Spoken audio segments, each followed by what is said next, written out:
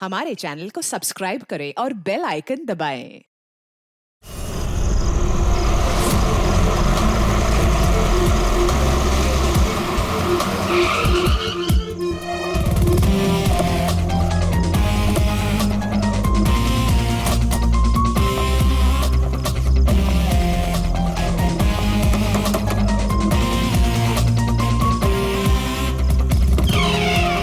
जी कहिए, किससे मिलना है? रोनी साहब को बोलो सीआईडी वाले आए। ठीक है। सोमवार की रात को विवेक का खून हो गया और हमें तुम पे शक है। क्या बकवास कर रहे हैं आप? भला मैं विवेक का खून क्यों करने लगा? अब इस क्यों का जवाब तो तुम्हें ही देना पड़ेगा। मैं विवेक के खून के बारे में कुछ नहीं जानता। ये तो अभी अभी आप लोगों ने बताया, वो मैं जानता हूँ। देखो, ज्यादा भोलेपन का नाटक मत करो। साफ साफ बताओ, विवेक को क्यों मारा तुमने? सर, मैंने विवेक का खून नहीं किया है, और वैसे भी उसके घर के बाहर सिक्योरिटी गार्ड थे, तो कोई कैसे उसके घर में घुसकर मार सकता है? सिक्योरिटी गार्ड्स कुछ नहीं कर पाए क्योंकि उन्हें कोई दिखाई नहीं। क्या मतलब? मतलब ये है कि एक ना दिखने वाला इंसान विवेक के घर में आया और उसने लाइट के जंक्शन बॉक्स के साथ कुछ छेड़छाड़ की, इससे लाइट चली गई। सर, लाइट चली गई? मैं पता लगाता हूँ। नहीं मिस्टर रॉनी, आप बाहर नहीं जाएंगे, अभी तो रुकिए, आपकी जान को खतरा है। ये वही खूनी हो सकता है। सिक्योरिटी! रॉनी, आप हिलना मत। जी, सिक्योरिटी!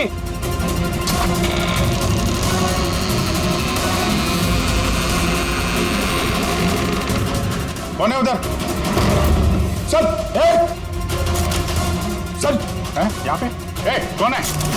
कोई था यहाँ पे? कौन है? कोई दिखा? नहीं। रोनी, हिलना मत। सिक्योरिटी, लाइट ऑन करो। मैं भाग जाता हूँ। देखो। Oh no. पंकज!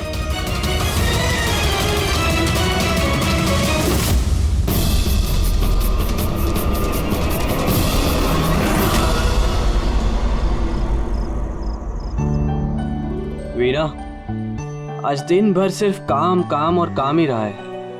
शरीर भी थक गया है, पूरी बॉडी दर्द दे रही है। विवेक, 24 घंटे सोचोगे तो बॉडी तो पेन होगा ना। अब इतना बड़ा बिजनेस करना है तो सोचना तो पड़ेगा ही ना।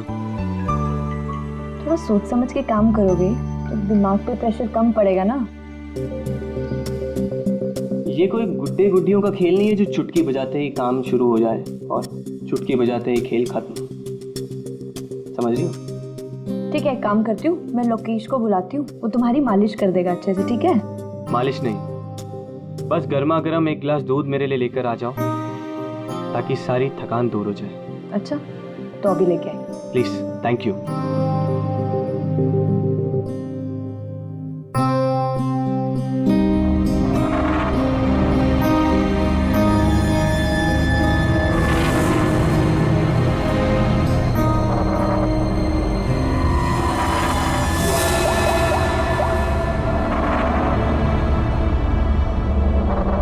बोलिए विवेक साहब। सब ठीक ठाक है? हाँ साहब, सब ठीक है, एकदम ट्रैक पे है। काम हो जाएगा ना? आपको जुबान दिया साहब, काम हो जाएगा। जो भी तुम्हें सही लगे वो सब करो, तुम्हें पूरी छूट है, मगर उसको फिक्स कर दो। आप चिंता मत करो साहब, वो तैयार हो जाएगा।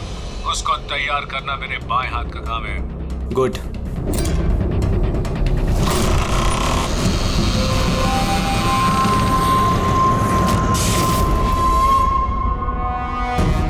ये लाइट्स को क्या हो गया? वीना, वीना तुम हो? वीना, तुम बोलती क्यों नहीं? ये लाइट्स कैसे चली गई? लोकेश, वीना, कौन है? कौन है यहाँ पे? वीना, मजाक मत करो। देखो, देखो, मैं अंधेरे से नहीं डरता। विवेक साहब! विवेक साहब!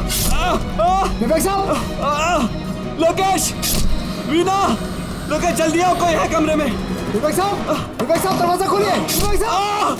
विवेक साहब!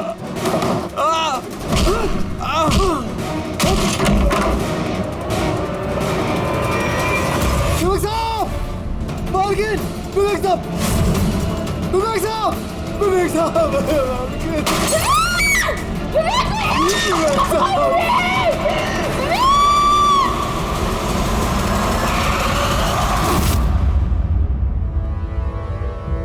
सर लगता है कई बार चाकू से वार किया है।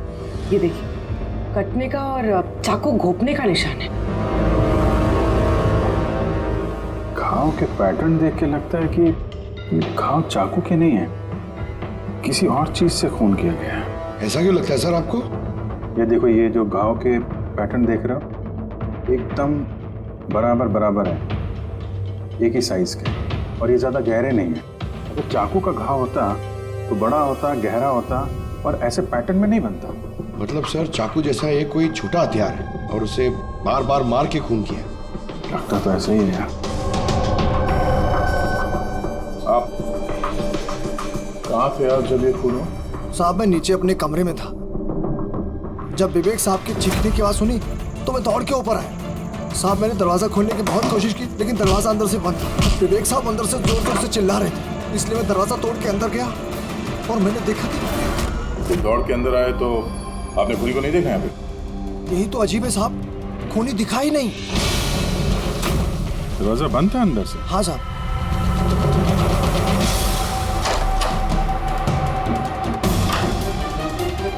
तुम अंदर आए तो यहाँ पे लाइट थी? साहब उस वक्त लाइट नहीं थी। जब मैं दरवाजा खोल के अंदर आया तो लाइट आ गई। कमाल है सर, ये कैसा खूनी है जो लाइट में भी नहीं दिखा? कहीं ये आत्मा? ये भी तो हो सकता है कि जब कमरे में अंधेरा था उसी वक्त खूनी दरवाजे से बाहर गया। साहब ऐसा बिल्कुल नहीं हो सकता। साहब अगर खूनी दरवाजे से अंधेरे में भी गया होता तो मुझे जरूर दिखा होता। मेरी आंखें बिल्कुल ठीक है साहब। कमरे से बाहर जाने का और कोई रास्ता तो दिख नहीं रहा है। वही तो, कमरे से बाहर जाने का एक ही रास्ता है, वो है ये दरवाजा। दरवाजा अंदर से बंद था और लोकेश ने ये दरवाजा खोला और इसने तो यहाँ पे खूनी को देखा नहीं। कमाल है।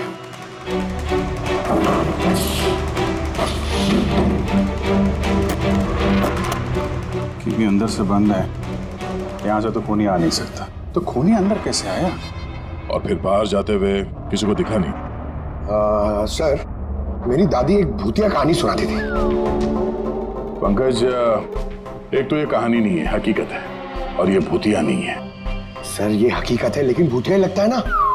कोई यहाँ पर आता है, बिना हथियार के खून करता है और चले जाता है। कहाँ से? जाने का तो यही एक रास्ता है, ये दरवाजा। लेकिन सर बीना तो सीढ़ियों से ऊपर आ रही थी और अगर खूनी यहाँ से जाता तो उसे दिखता जरूर।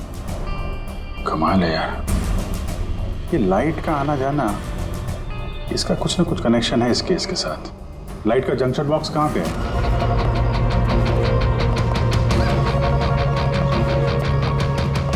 सर यही जंक्शन बॉक्स है।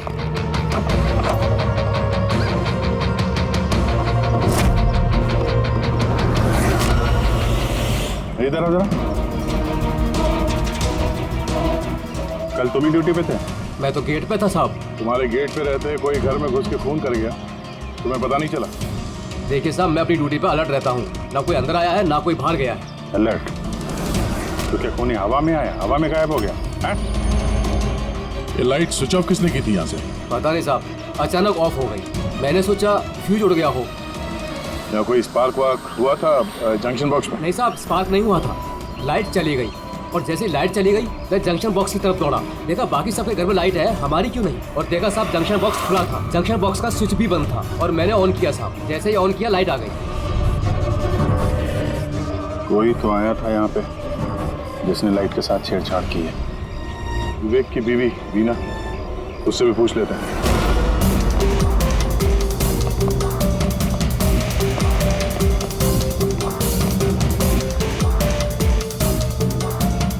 वीना जी, हमें मालूम है ये बड़ा मुश्किल समय है आपके लिए, पर हम लोग भी थोड़े हैरान हैं कि यहाँ पे सबके रहते हुए विवेक का खून हो जाता है और किसी ने भी खूनी को देखा नहीं। सर इस बात का जवाब मेरे पास भी नहीं है।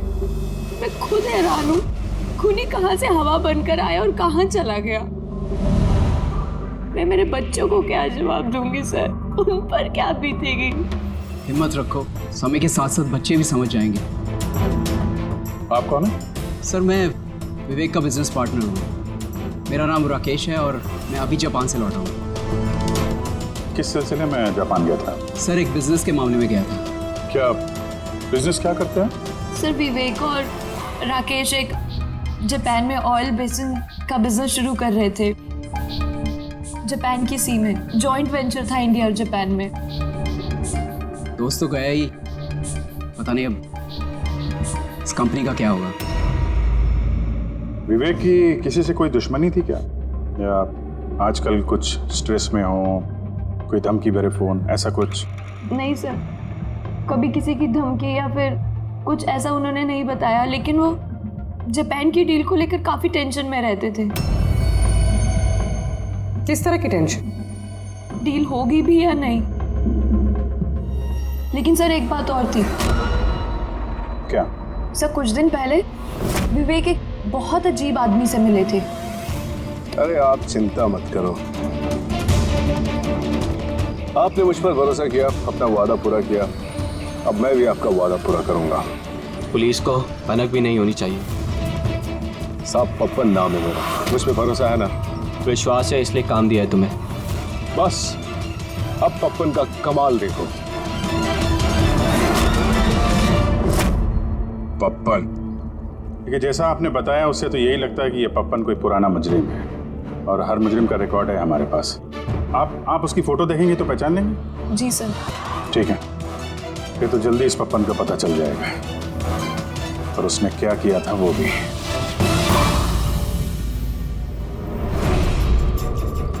आप लोगों का शक एकदम सही बॉस, ये खून चाकू से नहीं हुआ। तो फिर किस हथियार से हुआ जो कोई भी देख नहीं पाया, यहाँ तक कि लोकेश को भी वो हथियार दिखाई नहीं पड़ा? हाँ बॉस, हथियार भी नहीं नजर आया, और कमाल की बात है खूनी भी दिखाई नहीं दिया। ये तो पहली हो गई। खून हुआ, खून ही नजर नहीं आया।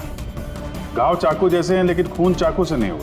पहेली तो है अभिजीत, और इस पहेली को सॉल्व करने के लिए आप लोगों को कड़ी मशक्कत करनी पड़ेगी। देखो बॉस, हम लोग आत्मा में तो विश्वास नहीं करते, लेकिन साइंस से कुछ भी किया जा सकता है, और मुझे लगता है किसी मॉडर्न साइंस की टेक्निक का इस्तेमाल किया गया है इस खून में। हाईटेक खूनी? हाईटेक ही हो सकता है, वरना ना दिखने वाले खूनी को लाइट्स ऑफ करने की क्या जरूरत है? माना कि ये खूनी हाईटेक है, मगर कहीं ना कहीं उंगलियों के निशान तो छोड़े होंगे ना उसने? बिल्कुल है।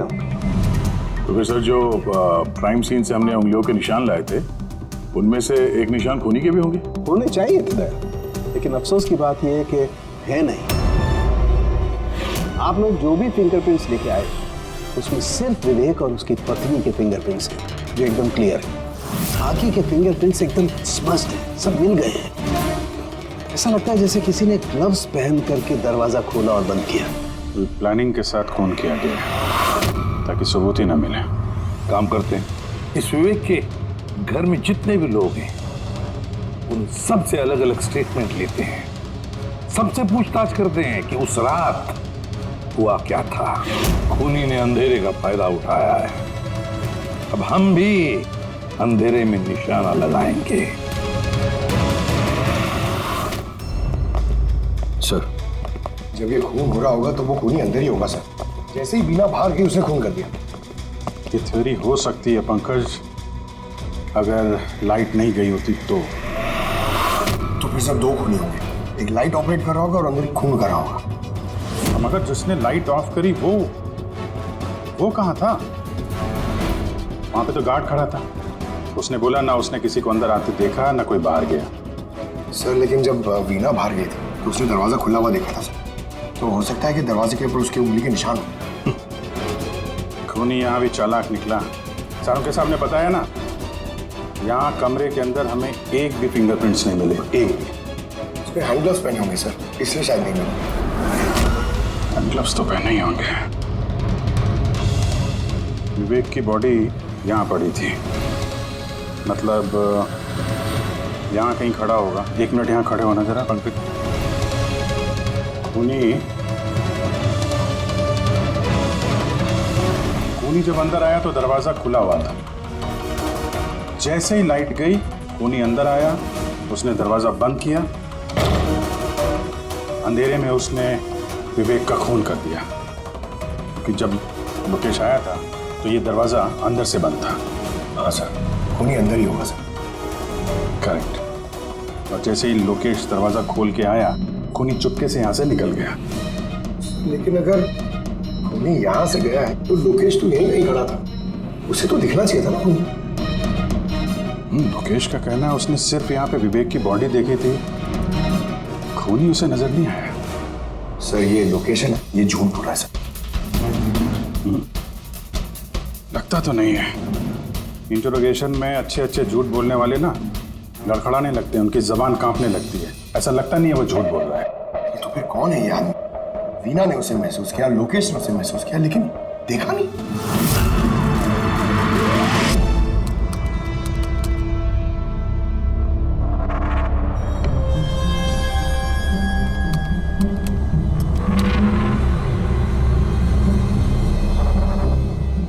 सर, मरने से पहले विवेक ने जिस नंबर पे फोन किया था वो नंबर एक दिन पहले चोरी हो गया था और अब वो अनअवेलेबल आ रहा है।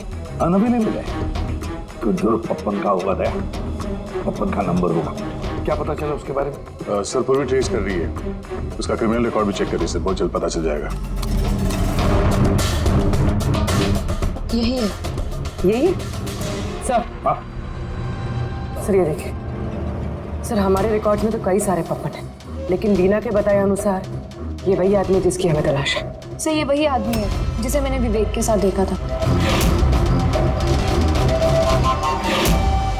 हमारे रिकॉर्ड के हिसाब से तो ये मुजरिम बहुत ही खतरनाक है सर, खूनी है। और अगर विवेक ने इसे पैसे दिए हैं तो जरूर खून किया होगा इसने।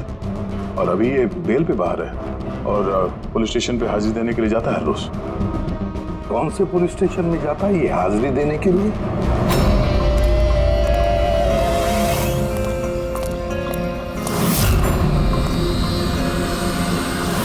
सर यहाँ से पास हो गया। सब्जी ले लो भाई, सब्जी ले लो, सब्जी ले लो।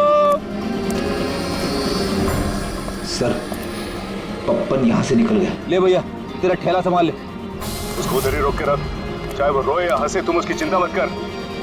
जब तक वो हमारे पास है, बाजी हमारे हाथ में है। तुम लोग मेरा इंतजार करो और कुछ भी गड़बड़ हुआ ना, तुम में से किसी को नहीं छोड़ूंगा मैं। ये चिड़ी का गुलाम तुम्हारी तरफ गया था, देखना जरा।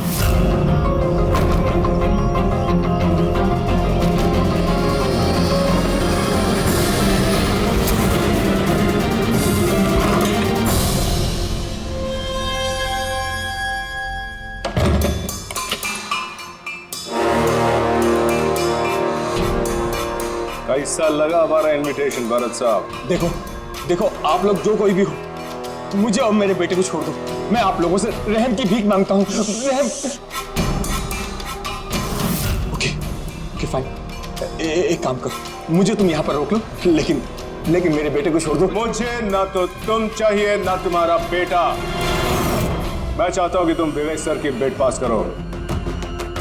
विवेक सर खुश तो मैं खुश। ये पॉसिबल नहीं है।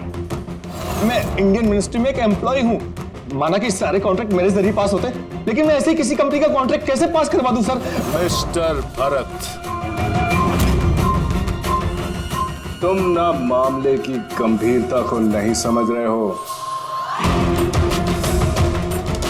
तुम्हारे बेटे के साथ क्या हो सकता है तुम सपने में भी नहीं सोच सकते।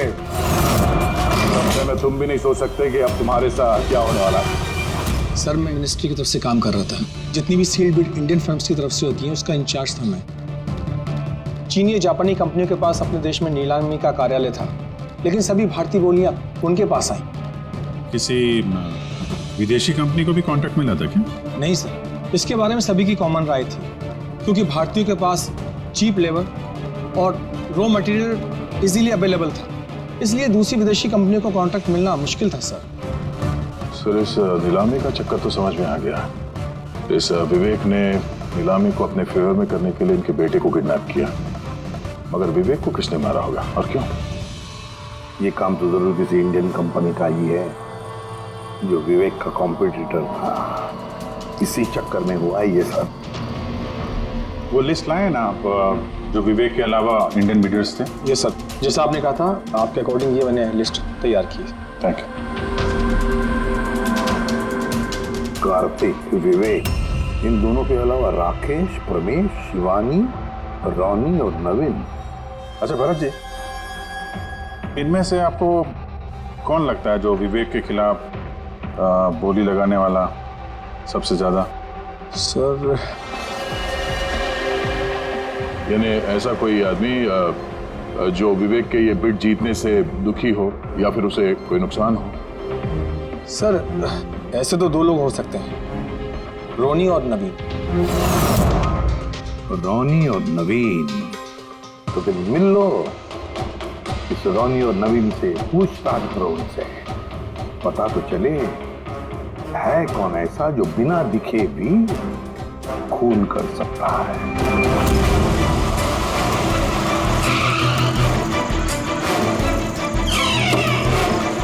जी कहिए, किससे मिलना है? रोनी साहब को बोलो सीआईडी वाले आए।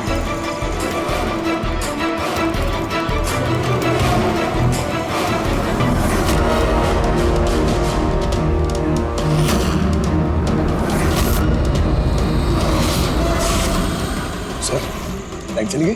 मैं पता लगाता हूँ। नहीं मिस्टर रोनी, आप बाहर नहीं जाएंगे, अभी तो रुकिए, आपकी जान को खतरा है, ये वही खूनी हो सकता है। सिक्योरिटी! रोनी, आप हिलना मत। सिक्योरिटी! सर, यहाँ कोई है? कोई है? सर यहाँ। कौन है इधर? कौन है? मिस्टर रोनी, आप हिलना मत। सर, मैं देखता हूँ, देखो। पंकज! ओह नो, रोनी! साहब, सबको क्या हुआ? एक मिनट। He's no more. बाहर जाते हुए कोई दिखा था क्या? नहीं सर, मैं वहाँ जंक्शन पे गया, लाइट ऑन की और देखा कि हमारा दूसरा सिक्योरिटी गेट के पास बेहोश पड़ा हुआ है और मैं अंदर आ गया सर। हेलो सर, हम रोनी को बचा नहीं पाए। He's dead. ऐसा कैसे हो सकता है अभिजीत? खून तुम्हारे सामने हुआ और तुम कह रहे हो कि तुमने खूनी को देखा तक नहीं? हाँ सर, पहले तो हम सुनी सुनाई बातों पे यकीन कर रहे थे, पर यहाँ तो हम लोग वहाँ मौजूद थे सर, कोई नहीं दिखा। मतलब विवेक के खून की जैसा? हाँ सर। ये किस तरह का खूनी है सर, जो है मगर दिखाई नहीं देता? वही तो, पर इतना पक्का है कि मैंने वहाँ पे कुछ शैडो जैसी देखी थी, कुछ अजीब सी। एक्सप्लेन करना मुश्किल हो रहा है मगर। सर के यार, फोटो से कुछ पता चल रहा है तुझे? बॉस, लगा हुआ तो हूँ, शायद कुछ हाथ लग जाए, लेकिन एक बात पक्की है, ये खून भी वैसे ही हुआ है जैसे इससे पहले को खून हुआ है। ये देखो, बस ये देखो, यहाँ फोटो में ये हल्की सी रोशनी में ये कुछ आकृति दिखाई दे रही है, शैडो जैसी, बिना आकार के। ये क्या है, ये समझ में नहीं आ रहा है। सालू के साथ मैं पहले से कह रहा था, ये जरूर कोई आत्मा है। सर, वो जो कोई भी था, मैंने उसे महसूस किया था सर। मैंने उसे पकड़ने की कोशिश की, लेकिन वो हाथ में ही नहीं है। देखो यार, ये आत्मा कुछ नहीं होता। बॉस, ये क्या है, ये अभी तक पता नहीं लगा पाया।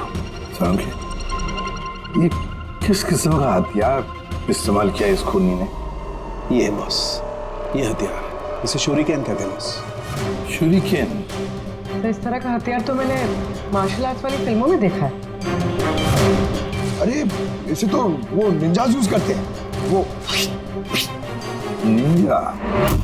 सर, ये जापानीज हथियार है, निंजाज स्टाइल के हथियार इस्तेमाल करते हैं। जापान निंजा, और ये ऑक्शन भी जापान में होने वाला है सर, तो कहीं इन सबका कनेक्शन जापान से तो नहीं?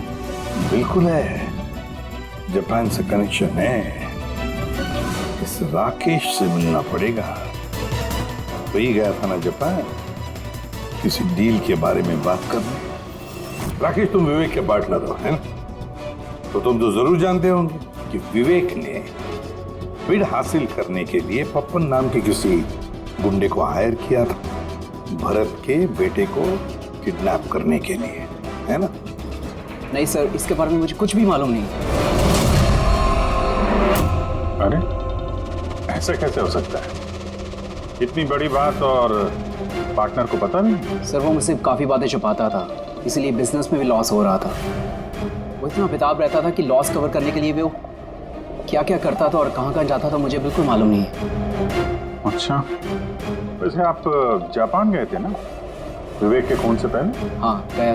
क्या करने गए थे आप? ऑलरेडी प्रोजेक्ट का मामला था, इसके लिए मैं जापान गया था, मगर विवेक यहीं से सारे ऑपरेशन हैंडल कर रहा था। ऑयल का प्रोजेक्ट? तो क्या क्या प्रोजेक्ट था, जरा डिटेल में बताओ तो सही। जापान में एक द्वीप है जिसे ऐतिहासिक और पवित्र माना जाता है। वहाँ के लोग ऑलरेडी प्रोजेक्ट को लगाने के लिए मना कर रहे थे। पवित्र समंती द्वीप? क्या पवित्र है उस आइलैंड में? कुछ पुराने योद्धाओं को वहाँ पे दफनाया गया था, जैसे समुराइज, रॉनिन्स और निंजास।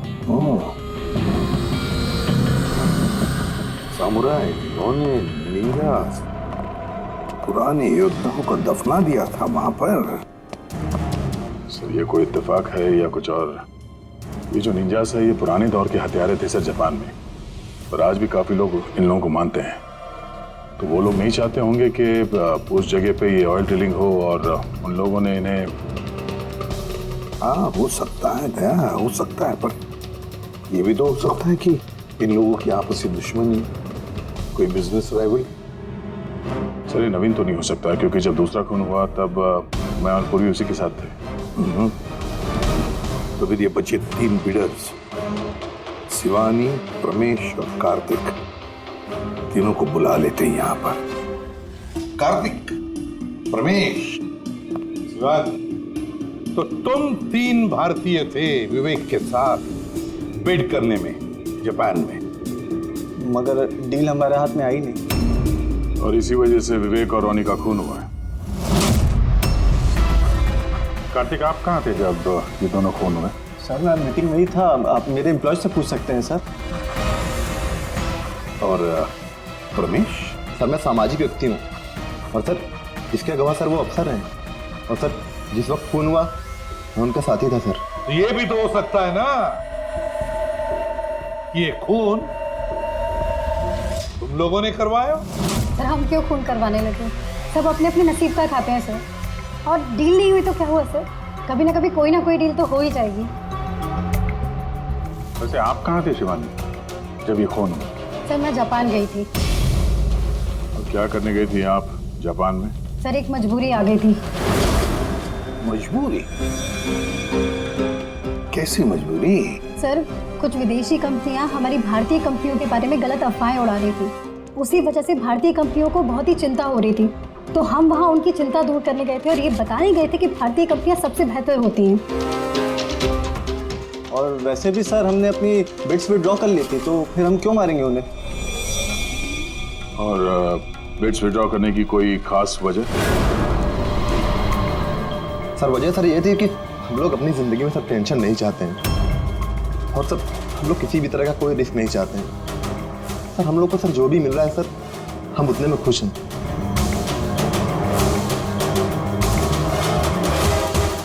सर अब तो ये नवीन ही बचा, इसने तो बिड भी वापस नहीं ली। तो कहीं नवीन ने तो नहीं ये सब किया? तो फिर ये भी तो हो सकता है कि अगला शिकार नवीन ही हो। नवीन, तुमने बिड क्यों नहीं कैंसिल की जब सारे लोग पीछे हट गए थे? ऐसे कैसे मैं पीछे हट जाता? इस कॉन्ट्रैक्ट को पाने के लिए मैंने कितने महीनों मेहनत की है पता है तुम्हें? मुझे लगा कि अगर ये कॉन्ट्रैक्ट मेरे हाथ में आ गया तो मेरी सारी दुनिया बदल जाएगी। अब तो दुनिया से जाने की ही नौबत आ गई है। तुम समझते क्यों नहीं हो? अगर तुम चले गए तो मेरा क्या होगा? डरने की कोई बात नहीं है, हमें कुछ नहीं होगा। सीआईडी की पूरी टीम हमारे साथ है। अरे सीआईडी वालों के सामने वो मार के चला गया, और सीआईडी वाले क्या किए? कुछ नहीं कर पाए वो। सीआईडी की टीम पे भरोसा रखो तुम, हमें कुछ नहीं होगा। पंकज तुम्हें पता है ना हमें क्या करना है? Don't worry, I know. मैं आता हूं।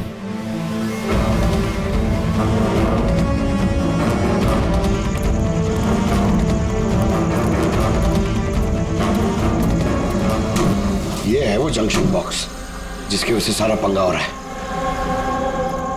मैं देखता हूं ये कौन है। ये जगह सही है।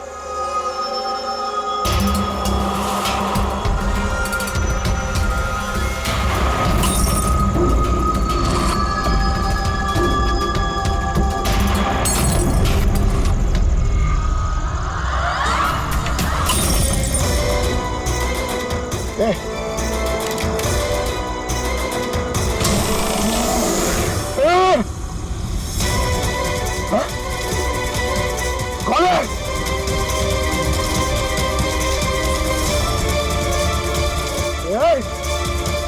मारा।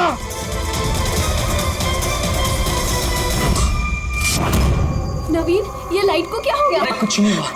नहीं नहीं, वो आ गया है। कुछ नहीं होगा, कुछ नहीं होगा आपको, प्लीज रिलैक्स हो जाइए।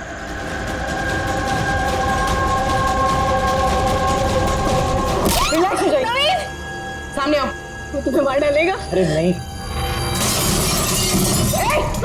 कौन है यहाँ पे?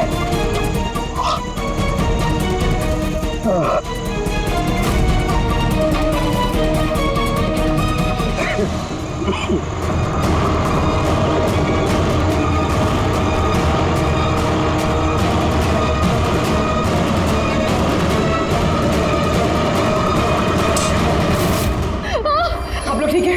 हाँ?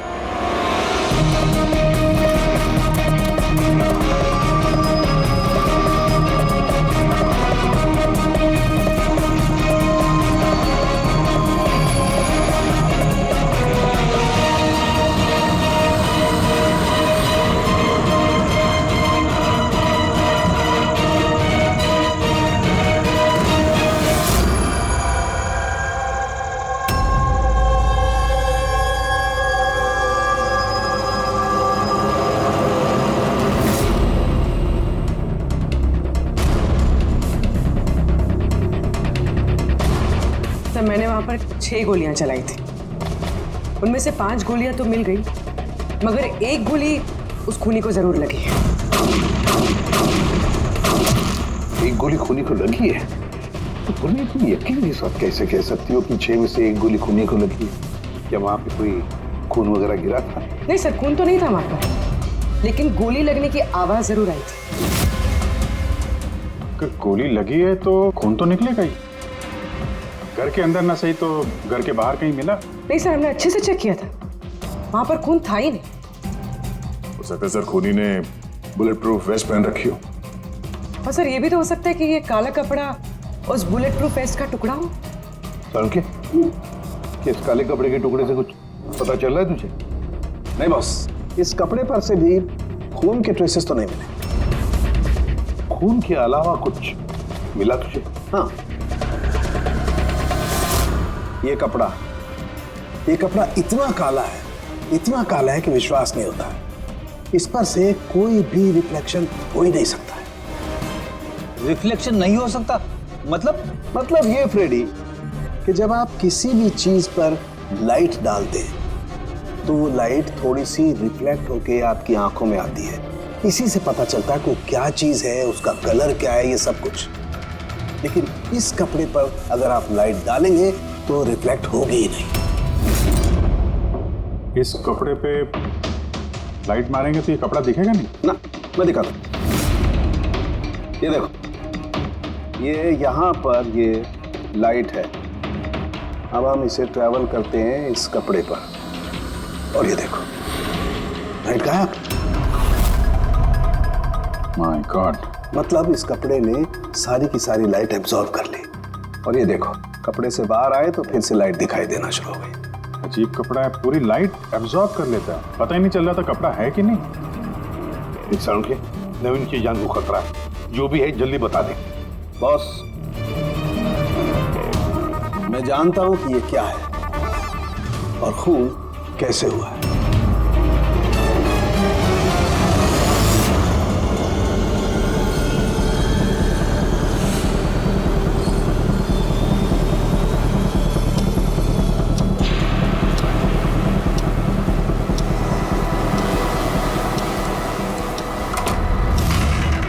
शिखा, क्या हुआ तुम्हें?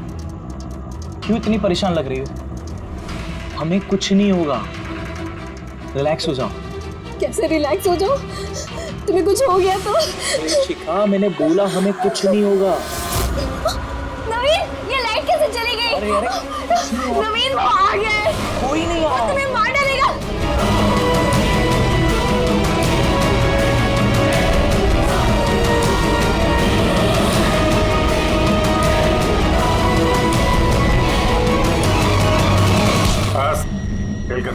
एक गिलास दूध अपने हाथों से लेकर आ जाओ, सारी थकान दूर हो जाएगी।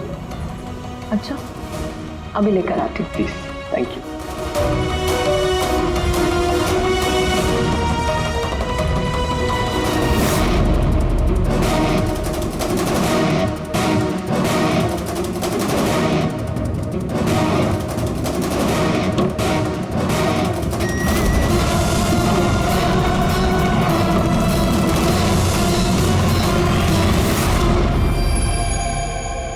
मैंने सोचा नहीं था कि कोई मुझे भी पकड़ सकेगा।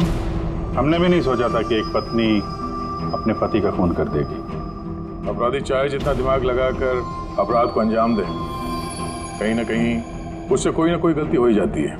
मैंने तो कोई गलती नहीं करी, फिर भी आप लोगों ने मुझे पकड़ लिया।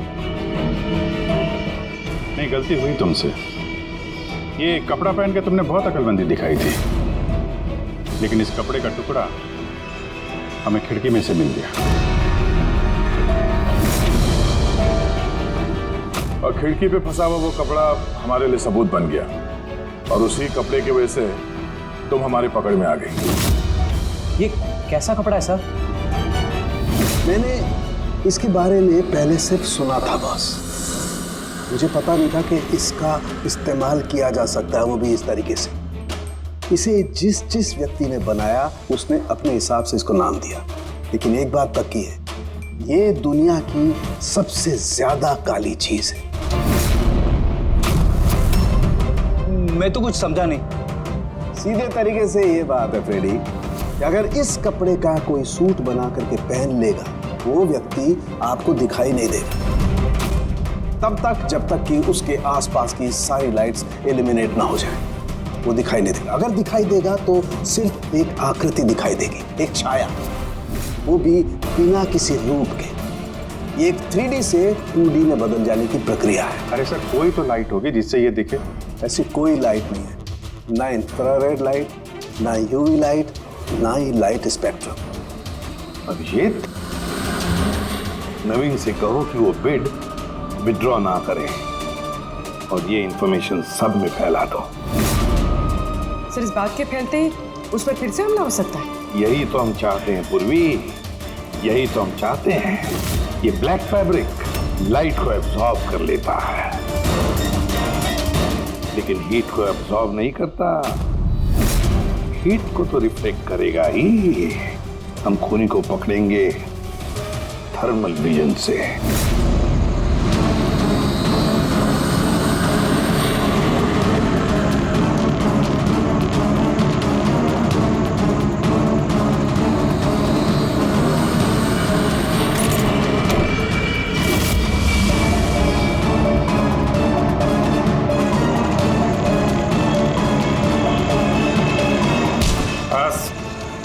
किस तरह से इस काली ड्रेस की वजह से तुम्हारा खेल खत्म हो गया?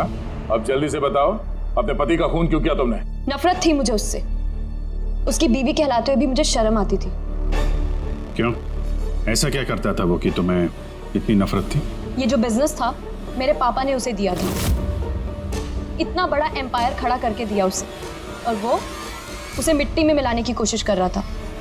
गुंडों के बदौलत कॉन्ट्रैक्ट लेता था। तुम्हारा मतलब है कि वो खुद अपना बिजनेस खराब कर रहा था? कर नहीं रहा था, कर दिया था। मेरी फैमिली बैंकरप्सी की गिनती में थी। बिजनेस खराब चल रहा था तो उससे बातचीत कर दी, उसे समझा दी, उसे जान से मार दिया। मैंने उसे बहुत समझाने की कोशिश की थी, पर वो नहीं समझा, और मजबूरन मुझे ये कदम उठाना पड़ा। मुझे मेरे बच्चों के बारे में सोचना था, उन्हें तो मैं भूखा नहीं मार सकती। तो इसलिए सारा बिजनेस तुमने अपने हाथ में ले लिया? हाँ, मैंने जापान की एक कंपनी को अप्रोच किया था छिपकर। छोटे छोटे कॉन्ट्रैक्ट और पैसों के बदले मैंने तय किया कि भारतीय कंपनी कॉन्ट्रैक्ट पर कोई बोली ना लगा सके, और इसीलिए मैंने सभी बोली लगाने वालों को मारने का प्लान किया। और उन्हें मारने के लिए ऐसे हथियार का इस्तेमाल किया जो निंजास इस्तेमाल करते हैं ना? हाँ। क्या मिला ये सब करके? जेल। जिन बच्चों के लिए तुमने गुनाह का रास्ता अपनाया, अब वो बेचारे अनाथ हो जाएंगे। For more updates, subscribe to our channel, click the show links and enjoy watching the videos.